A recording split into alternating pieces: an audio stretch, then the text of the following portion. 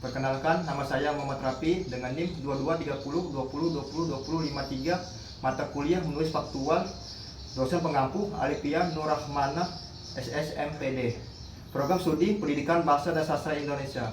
Baik, kita masuk ke dalam teks prosedur. Pengertian teks prosedur. Teks prosedur adalah teks yang berisi langkah-langkah dalam melakukan suatu kegiatan atau tindakan. Teks prosedur berisi tujuan, langkah-langkah, dan interpretasi atau simpulan akan suatu kegiatan atau tindakan tersebut. Ciri-ciri teks prosedur. Teks prosedur biasanya memiliki ciri-ciri khas yang membedakan dengan jenis teks lainnya. Kamu bisa dengan mudah mengenali sebuah teks prosedur apabila menemukan ciri teks prosedur berikut ini. Yang pertama, memiliki poin langkah-langkah. Ciri yang paling utama dalam teks prosedur adalah panduan dan langkah-langkah berisi poin-poin yang harus diikuti atau dikerjakan. Yang kedua, menggunakan kata kerja perintah.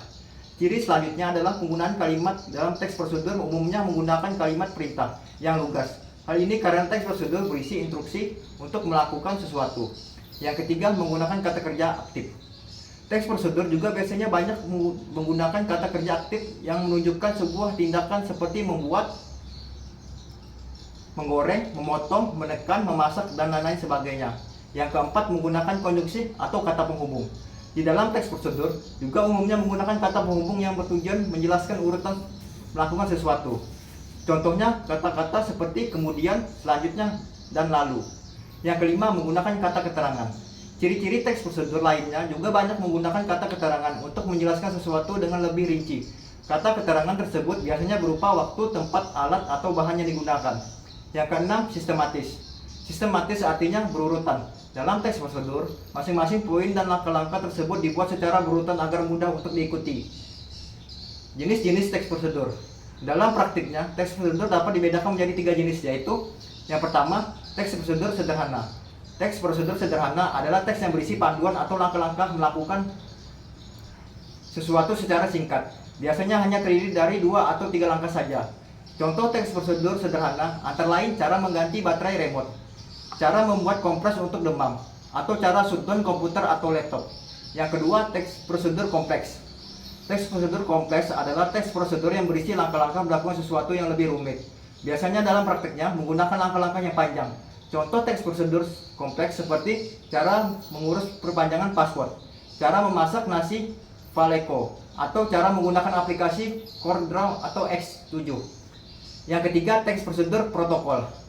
Teks prosedur protokol artinya teks prosedur yang panduan atau langkah-langkahnya tidak terlalu kaku.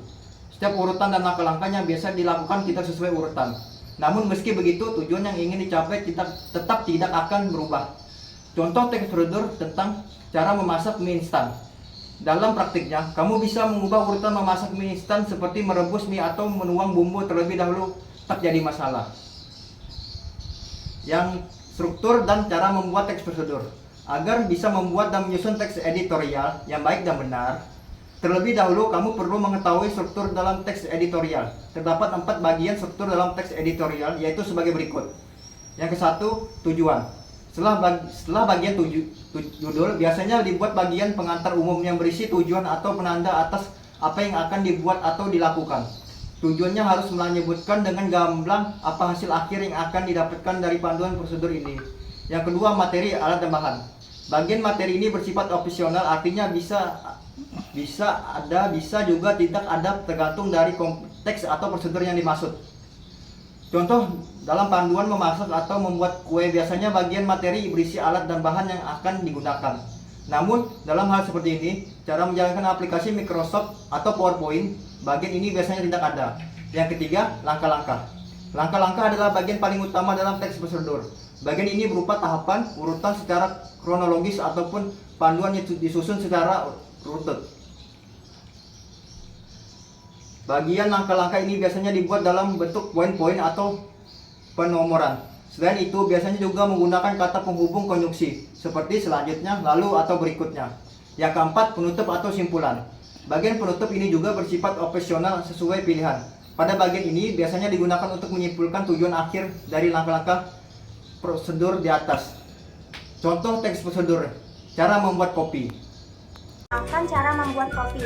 Kopi adalah minuman yang rasanya pahit yang disukai oleh masyarakat, terutama masyarakat remaja ataupun orang tua. Kopi di seluruh dunia memiliki berbagai jenis, salah satunya yaitu Arabica, Robusta, dan lain-lain. Alat dan bahan yang digunakan untuk membuat kopi yaitu bahannya yang pertama kopi, lalu gula, kemudian air hangat. Alat yang dibutuhkan sendok, kemudian gelas. Dalam membuat kopi, pertama masukkan 1 sendok kopi. Kemudian masukkan gula sesuai dengan selera kalian.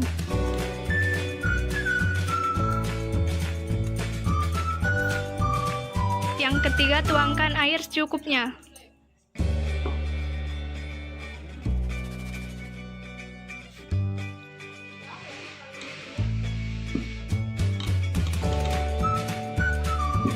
Lalu aduk hingga rata.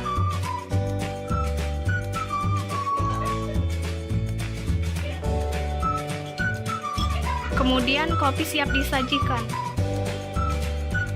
Penjelasan dari video saya. Wassalamualaikum warahmatullahi wabarakatuh.